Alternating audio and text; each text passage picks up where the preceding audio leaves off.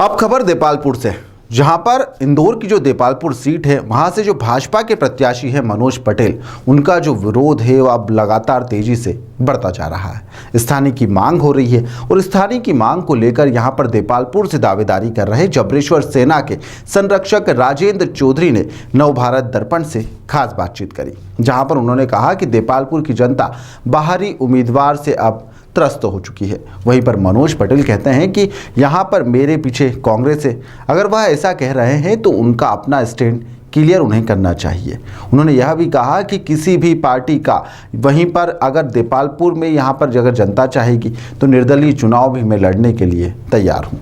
चौधरी यहीं नहीं रुके, उन्होंने साथ ही कहा कि यह जो मुद्दा है मेरा नहीं है, देपालपुर में निवास करने वाले प्रत्येक व्यक्ति का यह मुद्दा है। उन्होंने कहा कि जनता जो चाहेगी जबरेश्वर सेना वही करेगी।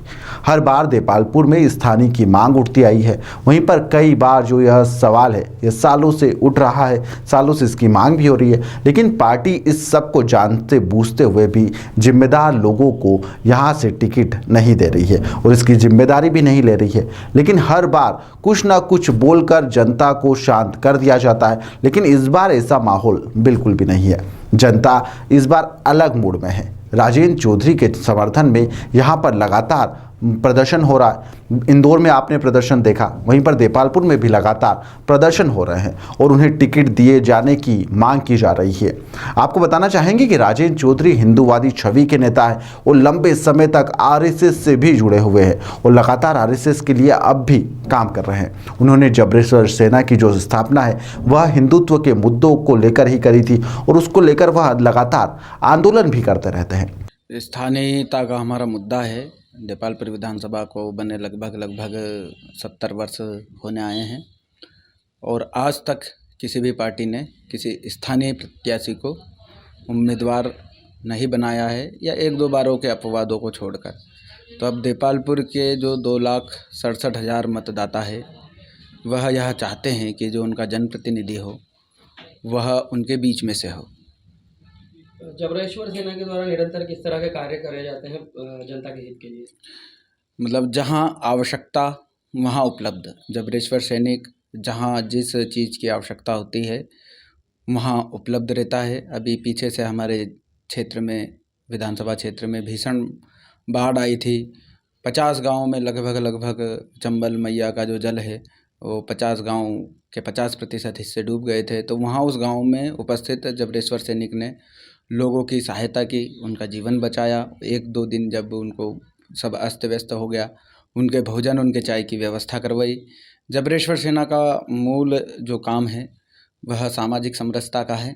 सामाजिक समरसता का अर्थ होता है कि कोई भी हिंदू नीच नहीं होता है, कोई भी हिंदू ऊंचा नहीं होता है, कोई भी हिंदू नीचा नहीं होता है, सभी हिंदू सहोदर भाई हैं। वह उस मंत्र के ऊपर चलते हैं कि हिंदू वह सोदराः सर्वे न हिंदू पतितो भवेत्, मम दीक्षा हिंदू रक्षा, मम मंत्र समानतः।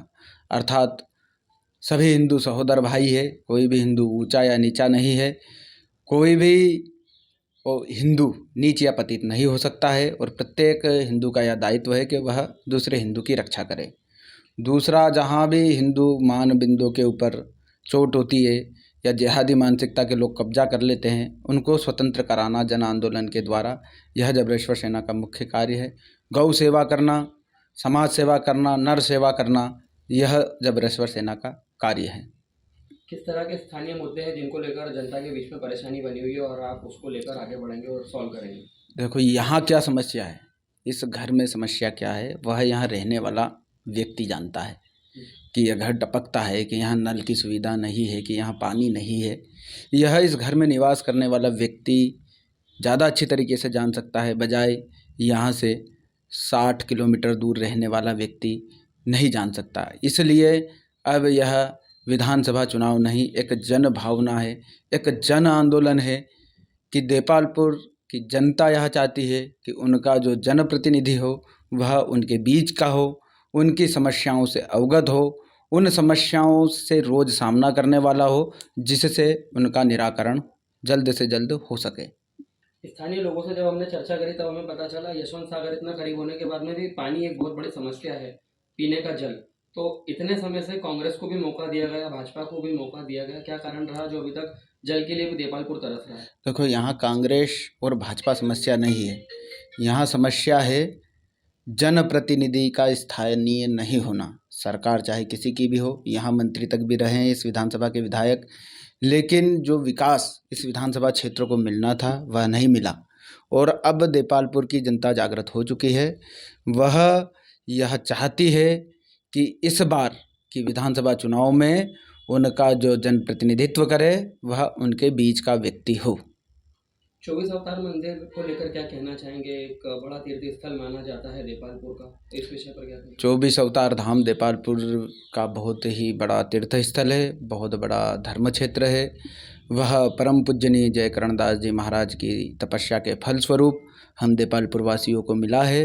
वह एक जन भावना, आध्यात्म और संस्कृति का संवाहक है। और वो कार्यकर्ता के साथ में आम जनता के दिल में भी एक खास जगह रखते हैं। इसी के लिए लगातार जो मांग है वह उठ रही है कि भाजपा से जो टिकट दिया जाए वह मनोज पटेल को हटाकर राजेंद्र चौधरी को दिया जाए। ऐसे में अब जो चुनाव है वह काफ़ी रोचक भी हो जाएगा, क्योंकि अगर यहाँ से राजेंद्र चौधरी को बीजेपी टिकट नहीं देती है मनोज पटेल का टिकट काटने के बाद में, तो यह पार्टी के लिए कहीं नुकसानदायक ना हो जाए।